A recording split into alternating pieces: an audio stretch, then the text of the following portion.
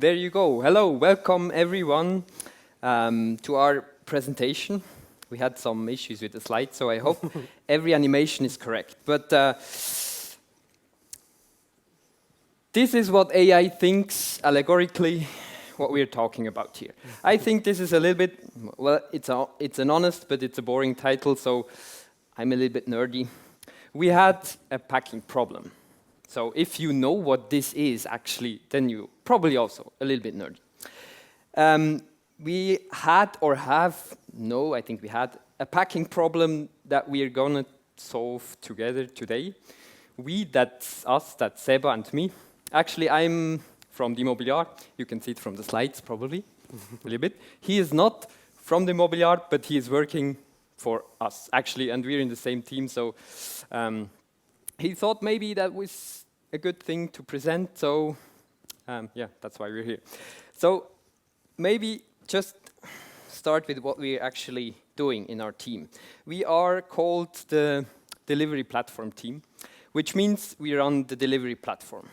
Maybe you have heard of the DevOps cycle, the DevOps 8. In the Mobiliar, we actually adapted it a little bit. We call it the development process. But it's basically this sequence, right? You start, you plan, you push, you build, you test, you publish, you deploy, you release. So what we are actually doing is the stuff that is here in darker blue. So everything from push to deploy, yeah, we provide the infrastructure. And most importantly, we have the build infrastructure, which is one part, and the deploy infrastructure, the other part. And you can see on top, that's a little bit, yeah, the technologies that run on our infrastructure. So, and we do not really control them. We provide services to actually run these kind of things. So, as I said, we got a problem, a packing problem. And I show you what. We had our build infrastructure was based on virtual machines. Maybe you have seen the Azure sign on the bottom. We're running everything on Azure in the cloud, public cloud. And so before, our build infrastructure was just some VMs. You know, you install, and yeah, you see it from the Fox. We use GitLab. I didn't mention that, but maybe you inferred it from the slides. So what this actually does, it's just sitting there and waiting for the build queue. And the build queue says, well, let's please schedule me quickly. So one of the runners says, okay, I can take that one, places it in its VM. I can take another one and another one. Oh, now I'm full. Okay, the other one needs to take over. Ooh, that's a big one. Another one, oh, that is even bigger. Oh, I'm full too. We need to scale. Okay, you might wonder, where's the problem? So I tell you, every VM could take 3 jobs. That's the numbers. So we checked, we have roughly 25,000 jobs per 24 hours, only build jobs, stuff that runs on the build infrastructure. So that's an issue, right? Because first of all, as you can see, the picture down here, that is probably not a good thing. That's too crowded there. The hexagon on top, well, that's not a good thing either. That's wasting a little bit money. Yeah, we're an insurance company, but still, finances won't be happy. So, and probably the most problem, or the biggest problem is, yeah, the build queue. It takes time scaling up VMs. So, yeah, if every of these jobs comes at the same time, we've got a problem. So, that would actually be better. We could maneuver these things a little bit. In the upper hexagon, we could place more than 3 jobs actually, because it still got placed. So what we actually need is a proper way to schedule jobs on our build infrastructure. And we thought about that, and we thought, what are we going to do? We looked at our deploy cluster, or our deploy infrastructure, which was below a Kubernetes cluster or multiple Kubernetes cluster, and we realized, well, actually, it's quite nicely solved there, because compared to the VM approach, the runner for GitLab in the Kubernetes approach takes a job and then creates a pod, and then the Kubernetes scaler just places it nicely. So we thought, could that maybe be the solution? And our Kubernetes expert now tells us why it's also might also be another good idea to run that thing on Kubernetes. So, hey everybody from my side. First of all, one thing he forgot to mention, that scheduling we did on the VM side infrastructure. We did that by our own. So we had some Azure functions doing some magic, looking at some metrics and then spinning up those VMs. And yeah, today we know Kubernetes is a fantastic scheduler. Why don't we use that? Because we are already using it. He mentioned it. We are already using it for our deploy runners, which are also just GitLab runner jobs. So yeah, why don't we use the same technology there? We already have basically the code. Yeah, we have it as Terraform code, so everything is ready. We can reuse, we can leverage everything we know from that Kubernetes cloud-native world. So automated scale-up, cluster autoscaling, even jobs are scheduled on those nodes that fits, that have enough resources, especially memory and CPU. We only need to spin up those VMs, those Kubernetes nodes, when we need them. Afterwards, we can scale them down, so we save some money there. It's faster, it's a well-known technology, so that's why we here also wanted to choose Kubernetes to solve or to schedule all our build jobs. The final goal was to give those build jobs, and maybe I need to explain it a little bit more what build job really is. It's linting, it's testing, it's building artifacts, so it's a lot of things that are done inside those jobs, and maybe especially testing, some front-end testing is also done there. They sometimes need a lot of memory and sometimes a lot of CPU, so, and their tests need to be reliable to do that. And so the teams, they want some resources, so we want to give them those resources they need, but also we don't want to overspend on money or on maybe empty nodes. And I think that's why we chose this way here with our fantastic Kubernetes scheduler. So before looking at that, we need to do some recap on how scheduling in Kubernetes works. And I'm going to focus just on the resource request, because scheduling in Kubernetes is difficult, it's complex, there are a lot of things Kubernetes can do. But one of the important feature we need for that scheduling is basically this one. We want Kubernetes to place our jobs on the node that has enough of money that can guarantee me those CPU and those memory resources. That's why we want this. And when you remember the picture from Jan before, so we have those jobs are not all the same, so they need different resources there, and we want to fill up all our nodes. So basically, that's how Kubernetes does it. So it looks at this pod spec that we see here. This pod here, just some sample example pod, wants 1 gigabyte of memory, half a core CPU. So Kubernetes looks at our nodes, sees, hey, node 1, there's enough free resources, I can place my pod over there, and that's it. A little bit simplified, I know, the scheduling, but if we just look at those resource requests. Each node has some allocatable memory, some is reserved, it doesn't really matter, but that's how the Kubernetes scheduling works. We even use autoscaling on our Azure AKS cluster. So in a situation like this, some new GitLab job is coming. This one will be pending for some time. The cluster autoscaler will automatically spin up some new node. It takes roughly 2 to 3 minutes until we have a new node ready.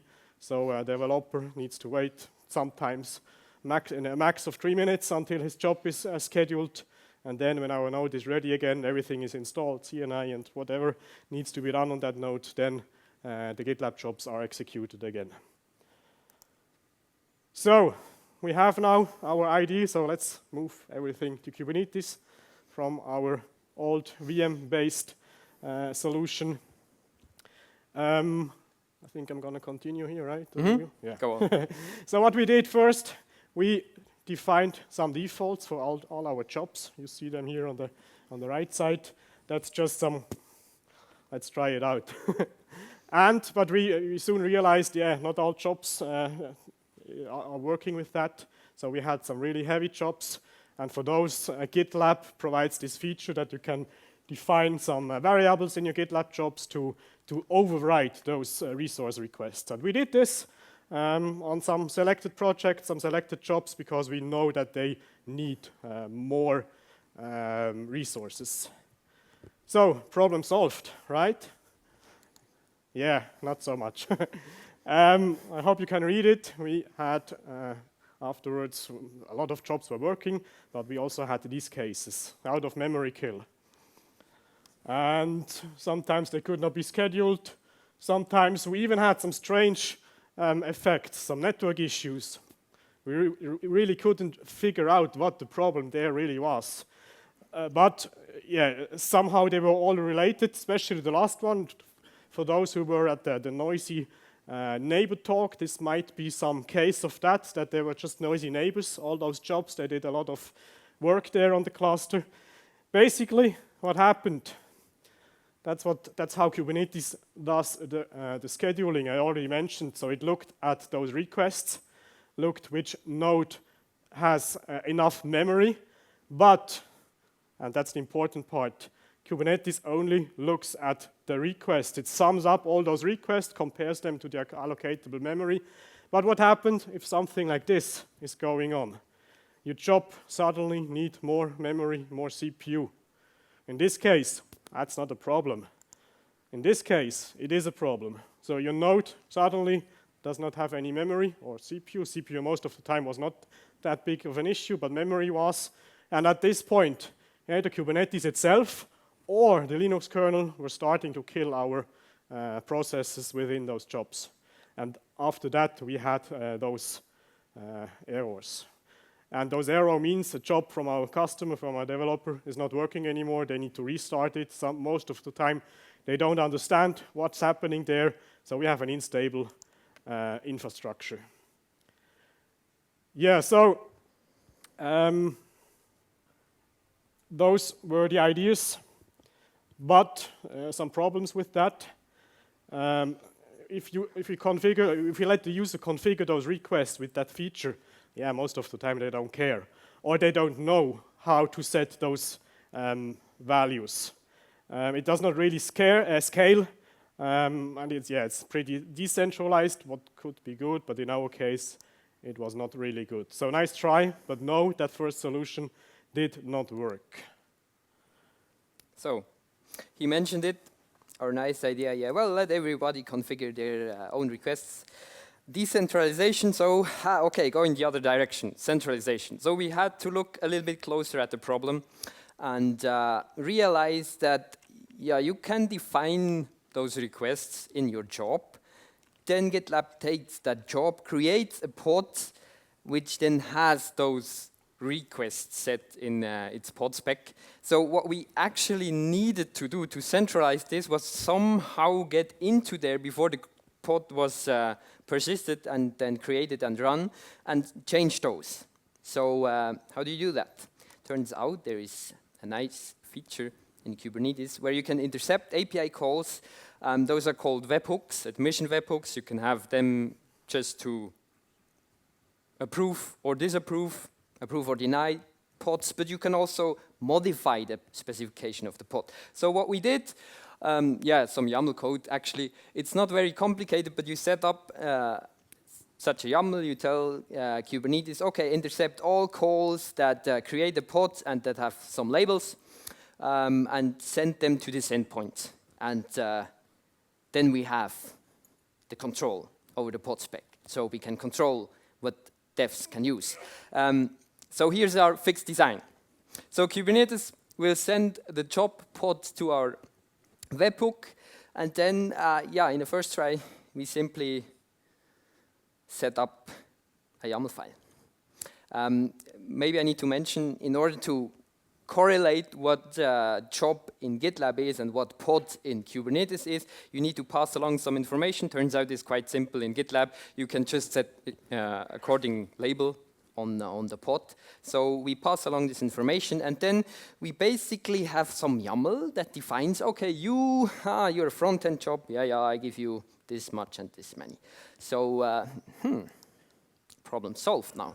We have centrally, we can configure if one job runs amok, we can adjust. Not really. Do you really want to go every day, look at this dashboard, you see, this on the top there, he consumes way too much memory. Okay, I need to go with this YAML file, adapt it, and then the next day you come, again. So yeah, no, that's not really a good solution either. So nice try, but no, our cat, yeah. So why not use the metrics we already have, we thought. And do you want to? Shall I do? Doesn't matter. Okay, so we realized, okay, the metrics that we're actually looking for, we already have, right? It's just memory and CPU, and you can query. Here's a Prometheus query with the according labels, and then, yeah, do some math on it. You can look up, you see, this is, for instance, if we think that's the execution of multiple jobs, the same job. So we just take the maximum values, we put them in a list, we take a percentile, so do some math magic, and then we get a number, 5. Okay, that's what we need to do. So great. Instead of looking at a static list, yeah, let's go. We use, we actually have our classes integrated with Azure Prometheus, so we already collect all those metrics. And you see this little nice green box, so that's then the resource request, and it fits nicely in the hexagon, packing problem again, problem solved. Right? No. Turns out, first of all, you can see in the graph on the left, it takes quite some time to do these queries. So, okay, let's increase the timeout of this webhook, otherwise we don't have enough time to fetch the metrics. Turns out you cannot, hard limit, 30 seconds. Okay, and turns out, there's rate limits on that Prometheus. And if we do many requests, we cannot even load our Grafana dashboards because they're going to the same endpoint. So, nice try again. So, here's our final solution. I hand over to you. So yeah, the final one, yeah, just do it yourself. So what we ended up with is actually not using that Azure monitoring workspace, it's called, which is Prometheus in the background, but we just deployed our own Prometheus server. We just collected those metrics we need, stored them in a PVC and used those metrics. And by the way, all these, this list of CPU and memory maximum, we're also going to store them in a Redis cache. We don't want to do those calculations each time. So we're going to store this list of the last 20 or so executions. We're going to store them on a Redis and only do the update them, I think, every 12 hours. We're going to see at the last 12 hours what new jobs were there. We're going to store those new value inside our Redis and do the calculations basically from there. And I already mentioned our own deployed Prometheus. We don't need all those metrics that are that Kubernetes especially is sending out. So we basically are using metrics from the C advisor for memory and CPU requests or usage, and the other metrics we use are from the kube state metrics. And they do a lot of, they provide a lot of other metrics. We don't need them. We basically need those two plus the one for, I think this is CPU, so we need the one from memory also. So what we did on our Prometheus, we stripped it down. We dropped all the metrics we don't need, because we just don't need them. And we also dropped a lot of labels on those metrics to keep the series small. And you see here again those labels we previously configured on our runner configuration. We see them on that kube pod label metrics. And with those two metrics, we can correlate them using a group operation, and then we got those metrics. We even don't need to store them for a long time. We are normally looking at around the last 7 days, plus minus, so everything else we don't need at all. So that's what we're doing now. If I go back to this slide, we basically, our magician there in the middle is calling our Prometheus, which is deployed within that cluster itself.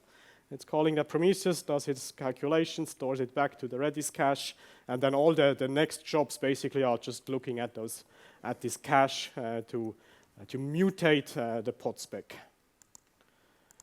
Some words about our magician. Oh yeah, that would be an interesting thing to look at in another talk. I spare you the details, but if you, we had some problems too. You need to limit because remember, 25,000 jobs per day.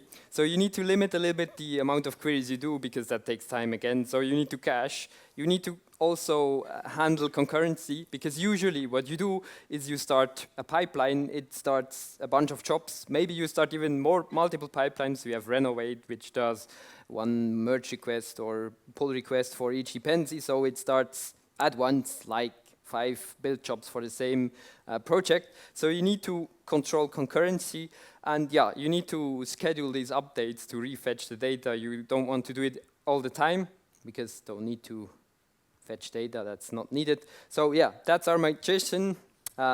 Actually, if you go into Go routines and async stuff, you have a lot of other problems too.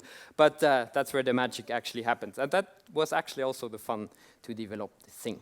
So yeah, that's the final solution, question mark. Well, we don't problem solve now, you see. But it kind of works. This chart shows you the summation over time of requests versus actual consumption. You see red is not good. There is actually might cause some instabilities because jobs are consuming more than they requested. Blue is the opposite, so they consume less than they expected, than they requested. So more blue than red is good for the stability, but yeah, we still got some challenges. See this one? Okay, this one might have a different problem because it goes up to 54 gigabytes of memory. So maybe the job itself, but still you see the request down there. That's the blue one, the short one. No, that's the dotted line is the request. So there's some spread and yeah, noisy neighbor.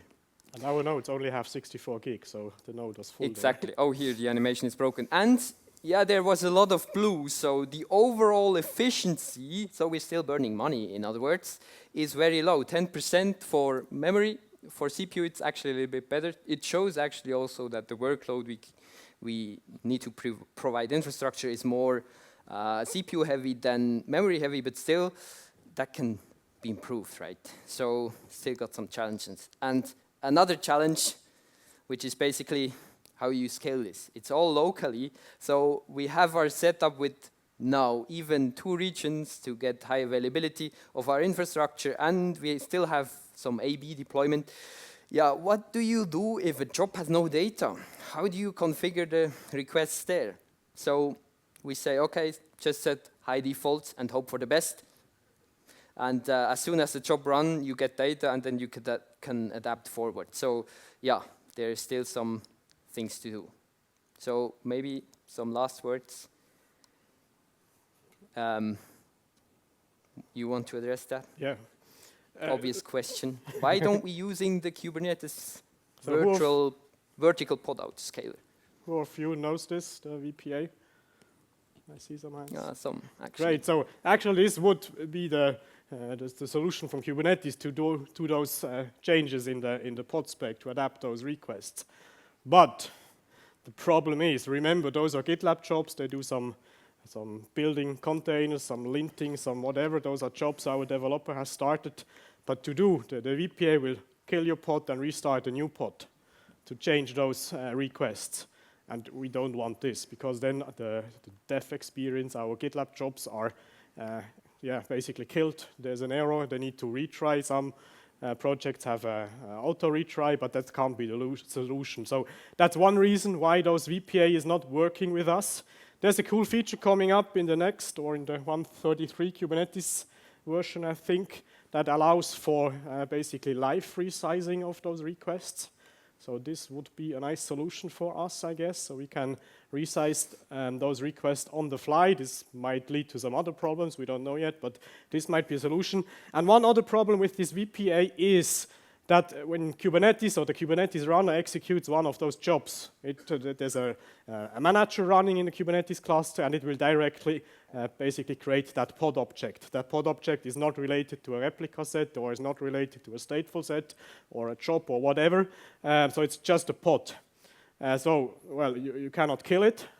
Then the pod is gone, and it needs to be rescheduled. And the VPA even does not work with that. So the VPA needs a deployment, a stateful set in order to work. There is, I think, an open issue on GitLab that leveraged this new feature with this live rescaling. So we hope that maybe in the future we can use this. We need to look at it basically maybe in more details on how we can use that solution here. Could be a way, but that's the reason why we are currently not using that VPA. All right, and that's the full picture of the beginning. Before saying thank you, all those thank yous is up there. So what they did, just to resolve, if you care, is DeepMind's Alpha Evolve, which is some AI thing that tries to solve mathematical problems. The packing problem is about how should you place a number of evenly sized hexagons such that the surrounding hexagon has minimal length of its edges. And so before, there were solutions for 11 hexagons and 12 to 13 hexagons. Yeah, recently they run Alpha Evolve on this problem, and it actually improved it. You can see number up is before and then after. So, okay, 0.1 gain, yeah, roughly. They used AI to solve the packing problem more efficiently. We didn't, and we actually achieved a much more gain. So with that being said, thank you for listening. Thank you for packing with us. And no, the last slide will be questions. So, but first of all, thank you for your attention. Thank you. So far. So I think we've got some 3 minutes for questions, if there are any. If you have any. There. Hey, thank you very much for the presentation. It was very interesting. I would like to ask a question because we have a similar problem, not with CI/CD, more with data pipelines. And what I would be curious to hear is, right now, you're basically scheduling your jobs based on the data that you get from Prometheus, right? So the amount of CPU and memory is defined, you get the metrics from Prometheus and you schedule jobs accordingly. Do you measure the underutilization on the node level? Let me explain that. Let's say that I have a node that has 12 CPUs and, I don't know, 64 gigs of memory, okay? From the metrics that you have shown, if you have 12 jobs that use 1 CPU and 1 gig of memory, you're basically saying, okay, this is good, this is efficient, because they use all the CPU and all the memory that they allocate. But on the node level, you still have another, tens of gigs of memory that is unused. How do you solve this problem? I think that's basically Kubernetes solving this for us, because the scheduler look at those nodes, and it requires that you set those requests correctly, because then request and effectively used resource are, let's say, more or less the same. So if you have a good value there, then Kubernetes is able to really fill that node up, and with that you can utilize the full node, because Kubernetes knows, hey, here I have, let's say, 4 gig memory left. I can schedule a job that needs at the max this kind of memory. Yeah. Does that? Let me rephrase it for a second. I was more thinking about these situations like jobs that are not homogeneous. So you could find yourself in a situation where you have a node where you have fully utilized the CPU and you still have plenty of memory available. But you cannot schedule more jobs because you have no more CPU in there. Exactly. So currently there is no solution to that. Our nodes are actually uniform, so they have, I don't know, 16 cores and 64 gigs of memory each. What we have seen in the charts is that probably we have more CPU-heavy workload than memory-heavy workload. So to optimize memory, we would need to change the nodes accordingly, right? So that you can fill up both. Yeah. But what we currently have is just we monitor usage of the node to determine are its resources efficiently used. And that's one of the challenges still. We need to find ways to properly make it more efficient from infrastructure perspective, but on the other hand, don't impact stability of the platform. Yeah. And so basically, one extent to that solution would be to have multiple node pools. One maybe focusing more on those CPU-heavy workload, one more on memory, and then we can maybe place them in a better way and fill them better up. The values, I can't really remember what you saw, between 20–30% was actually used on our nodes. That's still not good, but for those looking over at one of the previous talk with these noisy neighbors, you saw that's actually pretty much average. So I was, it was some surprise to me, because we thought, hey, that's really bad, but it looks like everybody else is at the same level. We're all in the same boat. Yeah. Thank you very much. One last question.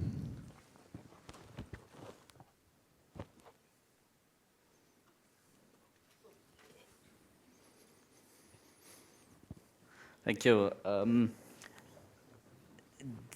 Did you guys try to maybe incorporate more cloud or hyperscaler offered solution like Azure pipeline or on AWS code pipeline or something, rather than build on top of Kubernetes something which might not be according to your slides, somehow not be the best solution somehow? I think the question is good. Is Kubernetes the right choice to run jobs in general? We haven't really looked at this, because Mobiliar is heavily using GitLab with its GitLab runner. So I don't know about those solutions, if they would support this. No, we didn't really look at this. And we already used Kubernetes, not only for jobs, also for all business applications. So that's where our know-how was, and therefore that's the reason why we chose this and for the scheduler, because it already does what we needed. Okay, yeah, thanks. But it's a valid objection, because he once told me you should never put something on Kubernetes that you cannot kill. We do that basically. Okay, yeah, because I also looked at these things from AWS side, integrating GitLab, building with AWS code pipeline. There are solutions, they are relatively complicated, but you can do it. It's a little bit more dynamic, but I haven't really tried it out. Yeah, the problem is, if you're in such a setting, you're constrained what you can use and what you know. Yeah. You might oversee some solutions, but thank you very much. Round of applause. Thank you. Thank you.